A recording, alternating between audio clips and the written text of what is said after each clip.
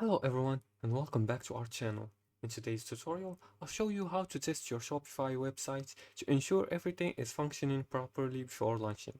Testing is essential to provide a smooth experience for your customer. So, let's get started. First of all, I don't have a website on Shopify, but I'll use the uppercase website as an example. And follow these steps with me. First, let's test the navigation of your site. Open your website in a web browser, click through the main menu, submenus, and links to ensure all pages load correctly. You should check every menu and submenu. Make sure there are no broken links or a page that lead to 404 errors.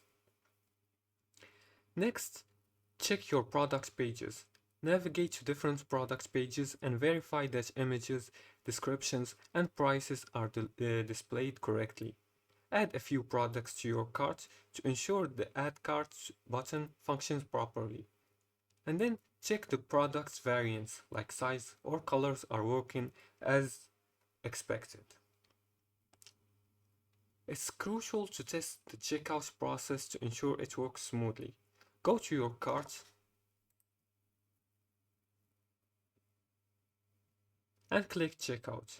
Fill in the required fields with test information like a false fake address and the payment details. If you don't want to use real payment infos, you can enable test mode in Shopify payments. Complete the checkout process and ensure you receive a confirmation message. To ensure a great user experience, test your site on different devices.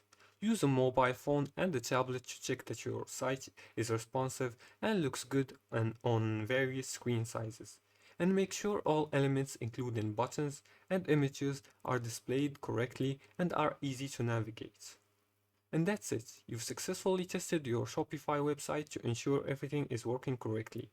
A well-tested site enhances user experience and boosts customer satisfaction. Thanks for watching and good luck with your store.